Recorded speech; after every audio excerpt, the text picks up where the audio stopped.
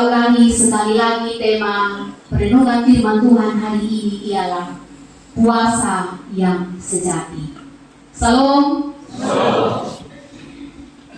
Bapak Ibu, kita mungkin belum pernah berpuasa, tapi yang aneh, kita paling sering ikut berbuka puasa. Betul tidak Bapak Ibu? Jadi konsepnya orang lain yang berpuasa, kita ikut buka puasa. Kalau sudah waktunya buka puasa, kita jauh lebih panik ketimbang orang-orang yang berpuasa. Yang jualan takjil buka jam 3 sore. Kita sampai di sana dari jam berapa? Dari jam 2 siang Bapak Ibu. Beberapa bulan yang lalu saat bulan puasa, kalau tidak sempat ikuti beritanya, cukup viral itu. Saudara-saudari kita, agama yang lain, seringkali tidak kebagian takjil. Penyebabnya karena apa?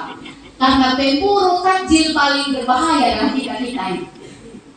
Akhirnya yang harusnya mereka yang butuh takjil tidak selalu kebagian, karena kita nomor 1 selalu ada di sana. Saya pikir dalam perjalanan kekristenan kita, begitu kita dengar kata puasa, saya yakin sebagian besar di antara kita mungkin masih merasa terlalu asing atau belum terlalu familiar, baik itu dengan istilah, dengan konsep, apalagi praktik dari puasa itu sendiri. Bisa jadi Bapak Ibu, bisa jadi penyebabnya adalah karena kita membatasi pemahaman kita terhadap makna atau arti dari puasa itu. Bagi kita, oke, betul, puasa adalah tidak makan dan tidak minum, tapi itu bukan kebiasaan kita orang Kristen. Puasa itu hanyalah adab atau tradisi agama yang lain saudara-saudara kita. Namun dalam narasi yang kita bacaan firman Tuhan hari ini, sesuatu yang bagi kita itu bukan kebiasaan kita, sesuatu yang bagi kita itu masih asing, belum familiar dan sebagainya, justru diangkat dan dibuat oleh siapa? Oleh Yesus sendiri. Bukan tanpa tujuan Bapak Ibu, bukan tanpa alasan Yesus menguraikan dan menjelaskan tentang hal berpuasa, lalu di dalamnya Yesus ikut sertakan dengan penegasan-penegasan yang tidak main-main. Untuk memahami tujuan Yesus tentang hal berpuasa, sederhananya begini Bapak Ibu. Setiap pelayanan yang diberikan gereja kepada kita, baik itu kebaktian minggu, PA rumah tangga, ibadah komsel, ibadah komisi perempuan, komisi bapak, katekisasi, bahkan semua bentuk pelayanan yang kita terima dari gereja, semua itu hanya bertujuan supaya kita memiliki dan mempunyai hubungan yang dekat dengan Tuhan. Dan bagi Yesus, puasa pun demikian. Bagi Yesus, hal berpuasa pun sebenarnya adalah wadah yang dapat membawa dan mengiring manusia untuk memiliki dan meningkatkan hubungan yang dekat dengan Tuhan. Tidak heran sejak kalau kita kembali melihat dalam konteks perjanjian lama, bangsa Israel, umat Allah pada saat itu, orang-orang Yahudi pada saat itu sudah sering kali melakukan praktik puasa ini sendiri. Di antara mereka ada yang berpuasa selama 12 jam, ada yang berpuasa selama 24 jam. Lalu kemudian puasa itu dibagi dalam 2 kategori lagi. Ada yang disebut dengan puasa publik. Puasa publik ini Bapak Ibu puasa yang dilakukan secara bersama, puasa yang dilakukan secara komunal, dengan ada begitu banyak ketentuan yang harus mereka taati. Misalnya, ketika puasa publik ini dilangsungkan, orang-orang dilarang untuk membasuh wajah mereka, dilarang untuk meminyaki kepala mereka, bahkan mereka hanya diperbolehkan untuk mengenakan pakaian-pakaian yang kotor dan tidak layak.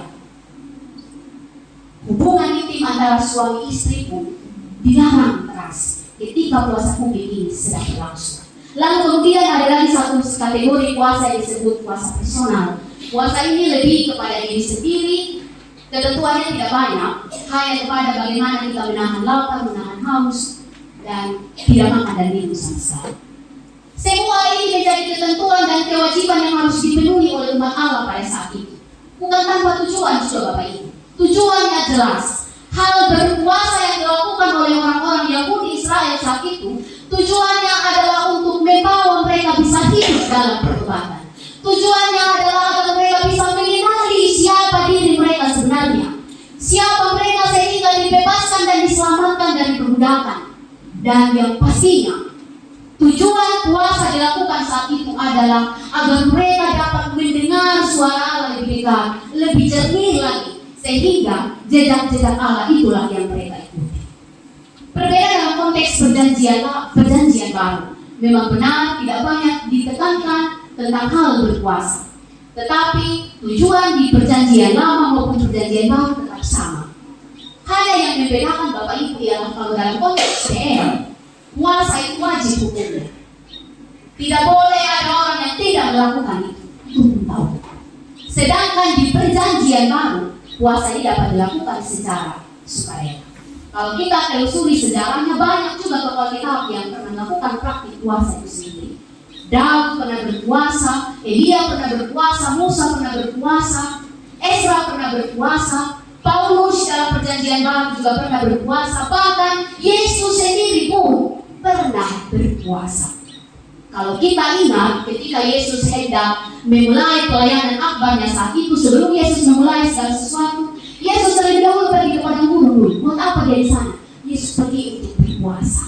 Bagi Yesus, momen atau masa-masa berpuasa itu adalah saat di mana ia mendengarkan suara Bapa di surga. Bagaimana ia dibantu dan ditopang untuk mempersiapkan diri, mempersiapkan para murid untuk menuntaskan misi dan tanggung jawab yang sebagai anak Allah.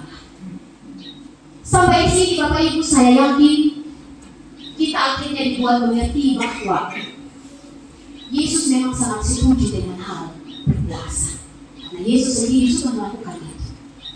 Hanya saja yang Yesus tidak setujui ialah cara atau praktik puasa yang dilakukan orang-orang saat itu.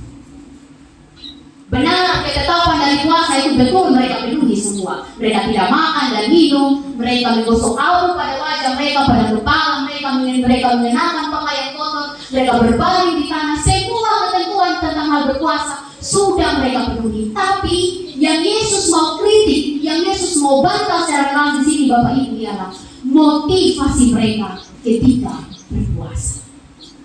Motivasi mereka bukan lagi supaya bisa hidup dalam pertobatan, bukan lagi supaya bisa mengenali siapa diri mereka, bukan lagi supaya bisa mendengarkan suara Allah secara jernih, tapi mereka berpuasa dengan bermotivasikan kemunafikan. Mereka berpuasa, oke saya puasa, yang penting orang lihat, yang penting orang tahu saya puasa, yang penting saya dapat pujian, saya dikagum-kagumi, saya dihormati. Dan bagi Yesus bukan itu inti dari puasa. Pada dasarnya puasa bukan hanya soal bagaimana orang lihat, tapi bagaimana melalui puasa itu hubungan manusia dengan Tuhan semakin dekat. Mendengarkan penegasan Yesus tentang hal berpuasa, tentu yang menjadi fokus kita saat ini bukan lagi pada pertanyaan apakah boleh atau tidak kita berpuasa. Karena Yesus menyadarkan kita tentang pentingnya puasa itu sendiri. Bahkan kalau kita mau jujur Bapak Ibu, kalau kita mau jujur, dalam kehidupan kita setiap hari sebenarnya praktik puasa ini sudah kita lakukan. Hanya saja motivasinya yang bermacam-macam. Pertama, ada orang yang berpuasa dengan motivasi estetis atau estetika. Apa itu? Orang berpuasa demi sesuatu yang indah, demi menonjolkan keindahan, demi menonjolkan sesuatu yang elok. Dan sering kali terjadi, orang berpuasa untuk apa? Untuk menurunkan berat badan, supaya langsing, supaya ideal, supaya enak dilihat orang, atau biasa gaulnya kita sering bilang diet. Sedikit informasi Bapak Ibu, kami keluarga besar Pasturi sedang berjuang dengan hal ini sampai sekarang. Yang walaupun sudah banyak gagalnya, keinginan untuk diet selalu dikalahkan dengan pakai punya racikan. Dan saya sebagai ibu pakai punya racikan selalu bikin gagal diet. Kalau ibu tidak percaya, mau itu Pasturi terbuka. Saya olahraga Manukara berat badan 45 kilo. Sekarang sudah berapa? Sudah 52 kilo. Waktunya kita bergumul. Jadi itu motivasi yang pertama, motivasi estetis. Lalu yang kedua, ada orang yang berpuasa dengan motivasi kesehatan. Ketika kita mengidap penyakit-penyakit tertentu, asam urat, diabetes, kolesterol, dan segala macam jenis penyakit, biasanya dokter menganjurkan kita untuk tidak boleh mengkonsumsi makanan atau minuman tersebut. Yang walaupun ada juga yang baik. Tapi bagi orang yang betul-betul menyayangi dirinya, betul-betul memperjuangkan kesehatan, dia rela berpuasa demi kesehatan. Itu yang kedua. Yang ketiga, ada orang yang berpuasa dengan motivasi ekonomi. Jadi demi menghemat keuangan, tiba-tiba mama di rumah sudah keluar aturan harga beras sudah naik. Kita hanya boleh makan 1 kali 1 hari. Semua loh yang berapi. Ikan terbang 10 ekor harus jadi laut 3 hari. Dan saya yakin bahwa itu tidak akan terjadi di mana-mana. Dulu saya sendiri pernah mengalami itu saat berkuliah, saat masih jadi anak kos, apalagi kalau sudah akhir bulan, keuangan sudah semakin menipis. Biasanya strategi ini yang kami pakai. Pagi tidak makan, tunggu jam 2, jam 3 baru kami makan. Dan itu bisa blok sampai malam. Tapi puji Tuhan saya masih hidup sampai hari ini. Jadi motivasi dalam berpuasa itu macam-macam. Tapi ironisnya, motivasi rohaninya seringkali terabaikan. Motivasi spiritualnya seringkali terlupakan, seringkali miss dari perilaku dan tindakan hidup kita setiap hari. Sehingga firman Tuhan hari ini mendorong kita benar. Ada puasa-puasa tertentu yang sudah kita lakukan selama ini. Tapi mari coba motivasi dari puasa itu kita perlebar lagi. Motivasi dari puasa itu kita perluas lagi, kita bentangkan lagi. Jadi tidak saja soal tubuh yang langsing, soal kesehatan, soal ekonomi, kita mau berpuasa, tapi di dalamnya kita juga memasukkan motivasi spiritual dari puasa itu sendiri.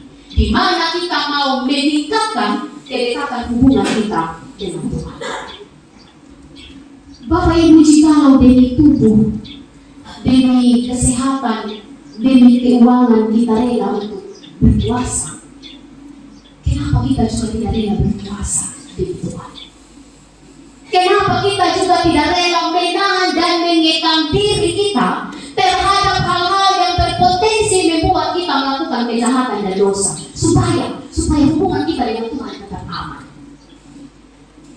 Firman Tuhan hari ini membuat kita mengerti bahwa puasa pertama-tama bukan soal menahan sesuatu yang dari luar, menahan makanan, minuman, dan sebagainya. Bukan. Tapi berpuasa yang terutama adalah bagaimana kita menahan sesuatu yang dari dalam diri kita. Apa itu? Menahan nafsu-nafsu kita, menahan kedegilan hati kita, menahan kepentingan diri kita, kesombongan, keangkuhan, pikiran kita yang sia-sia, perkataan kotor, cacian maki, dan sebagainya. Dengan berpuasa, kita akan dilatih untuk tidak melukai perasaan orang lain. Dengan berpuasa, kita akan dilatih untuk tidak berperilaku negatif, tidak berperilaku buruk terhadap orang lain. Bagi Yesus, puasa yang sejati itu bukan hanya soal bagaimana kita tahan diri terhadap lapar dan haus. Bukan hanya sebatas itu. Tapi bagi Yesus, puasa yang sejati adalah bagaimana kita menahan dan mengekang diri kita untuk tidak terlibat dalam perbuatan dosa apapun. Sehingga Bapak Ibu, kalau selama ini mulut kita seringkali mengeluarkan perkataan kotor, di rumah suami istri tiada hari tanpa memaki, orang tua terhadap anak tiada hari tanpa maki, ibu-ibu kalau ketemu bawaannya pengen bergosip. Kalau selama ini kita senang untuk memfitnah, kita senang untuk jadi tukang provokator di lingkungan tempat kita berada. Entah itu kita tim provokator di dunia nyata atau tim provokator di dunia sosial, di media sosial. Kita sebar hoax, berita bohong, kita membuli, kita menghujat sana sini agar musuh politik. Dengan berpuasa, kita diajar untuk menahan diri terhadap semuanya. Dengan berpuasa kita akan dilatih untuk mengekang diri kita agar tidak terlibat pada hal-hal demikian. Kalau selama ini dengan pikiran kita seringkali berpikir yang sia-sia, kita seringkali memikirkan hal-hal yang kotor, suka menilai hidup orang lain, suka menghakimi sesama atas perkara yang sedang menimpa dirinya, maka mulai hari ini kita tahan itu, kita rem itu, kita kekang diri kita agar pikiran kita pakai untuk hal yang bermanfaat. Kalau selama ini hati kita tidak murni, kita melakukan kebaikan, kita melakukan pekerjaan, tanggung jawab, pelayanan, di mana saja dengan motivasi yang tidak murni, motivasi untuk kepentingan diri, untuk keuntungan diri, untuk kepuasan diri, maka mulai hari ini kita hentikan semuanya itu. Kita beri ruang bagi Tuhan untuk bertahta dalam hati kita. Saya pikir Bapak Ibu, kalau ini yang menjadi kesadaran kita bersama, maka pesta perjamuan kudus yang akan kita rayakan sebentar akan memberi makna tersendiri bagi kita. Dalam momen PMK ini kita tidak hanya menghayati bagaimana Tuhan yang berkorban menebus dosa-dosa kita, tidak. Tapi kita melihat bahwa perjamuan kudus roti dan anggur ini adalah tanda yang menyatukan dan menyadarkan bahwa kita ini 100% adalah miliknya Tuhan. Kita 100% adalah miliknya Tuhan. Tapi nyatanya kita tidak pernah punya hubungan yang baik dengan sang pemilik hidup. Kita miliknya Tuhan, tapi seringkali kita miss dengan pemilik hidup itu. Karena apa? Karena kita tidak bisa kekang mulut. Kita tidak bisa kekang hati kita, pikiran kita, perilaku dan tindakan hidup kita setiap hari. Oleh karena itu, kalau firman Tuhan hari ini menyadarkan kita, malas datang gereja itu bisa merusak hubungan kita dengan Tuhan, berubah mulai hari ini. Kalau kita sadar bahwa memaki, memfitnah, bergosip, menjatuhkan dan mencela sesama itu bisa merusak hubungan kita dengan Tuhan, hentikan itu mulai dari hari ini. Terapkan cara berpuasa sebagaimana yang Yesus ajarkan bagi kita. Bapak Ibu saudara-saudari yang terkasih, puasa memang bukan kewajiban bagi kita, tapi ingat, memiliki dan meningkatkan hubungan dekat baik kita dengan Tuhan itu kewajiban yang tidak bisa kita tolerir, yang tidak bisa kita tukar dengan apapun yang ada di dunia ini. Dan puasa menjadi salah satu cara bagi kita untuk memiliki dan meningkatkan hubungan kita dengan Tuhan. Selamat memaknai puasa. Selamat menjalani hidup ini dengan pembatasan dan penghentian pada hal-hal yang seringkali menyimpang dari kehendak Tuhan. Tuhan bersama kita sekalian. Amin.